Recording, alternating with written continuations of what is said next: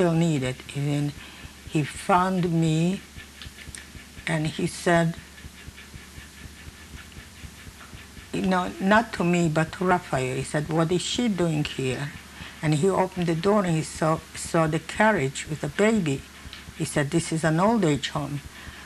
So she said, well, we are old people, but we need young help. And she's one of the help that she washes the floors and does all the chores. So again, he started to ask questions. He barked at her, and then he said he wants to see her apartment. He went to look at her apartment. Probably somebody said the Jews are hiding or something. And finally, he left. But this was such an incident that was so scary. You can imagine the Germans, you know, when they barked their orders. And he came back to look at me and again opened the door and see the baby. And we didn't hear from them.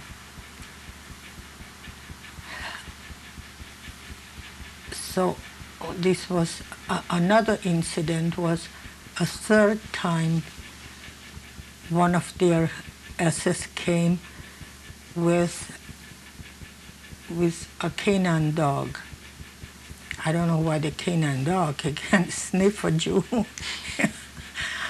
Anyway, he went around and again to look for, and they went even to the woodshed to look for people and men. He wanted men to recruit men. Anyway, till the last minute, we were not sure. The front was already very close, and one day it was just, you know, so close that we heard the cannons, and we looked out the windows, and Raphael told me she saw German soldiers shedding their uniform because they were afraid, and they stopped actually people. You know, it was a mountainous place, and they stopped a man. They would strip him and change into their clothes. So the front was so close, and she was so eager that I survived with the child. So she said she had a summer house in the mountains. She said, I will place you there, and I'll give you a nun to be with you, and so you would not be alone. Because I said no. I said, where you are, I will be, and whatever happens, happens. And so I did not go. And sure enough, it was so close, the fighting, that it was dangerous to be in my room. There were big glass windows. There was no place to hide. So the nun said, Martha, come into my room. It's downstairs. And come just with me. And I went with her. She put me down on a low stool. I was sitting on it, holding the baby. And she went and got some big pillows. They use different pillows than here in America, huge square pillow. And she put it into the window between the two glass windows. It was double window. And I was sitting, and it sounded like every bullet would hit the wall or the window. So I was sitting there and waiting. Meanwhile, Raphael came in to look at me, how I'm doing. And a while later, Martha came in. She said, the Germans are here. I mean, the Russians are here. And I said, where? I thought in the outskirts of the hill. She said, here. She opened the door, and there stood a Russian soldier with a fur hat and a rifle. And Raphael, Mary, and I started to cry, and we embraced each other. We were free. So he misunderstood. He thought that we were crying because we see the the Russians.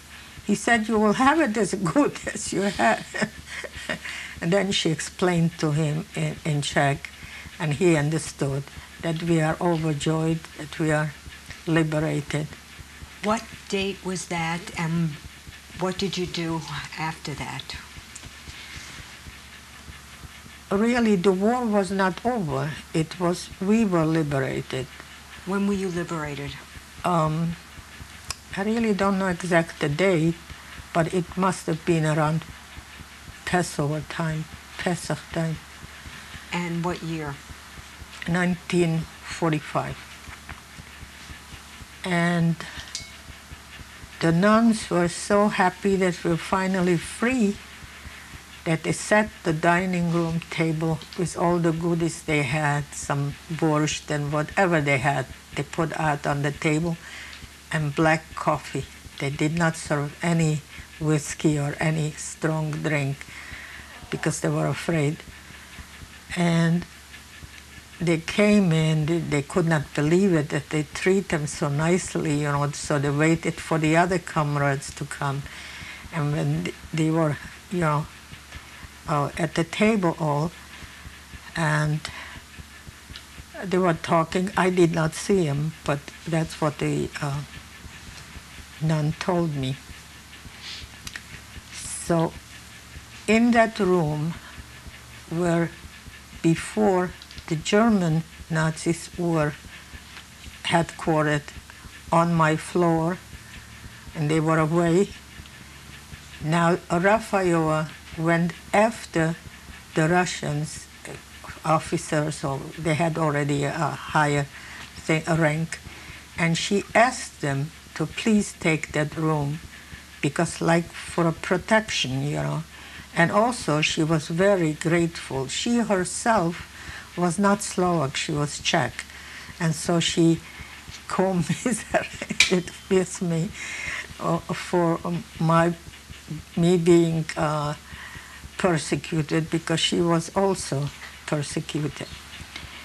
And so that lasted till May the 9th. May the 9th or the 8th, I got a telegram from Paula in Bratislava. I should come and save him because they want to take him away as Germans too. In other words, the Slovaks tried to do now the same thing to not evacuate, but to deport him to Germany. The Slovaks wanted to deport whom?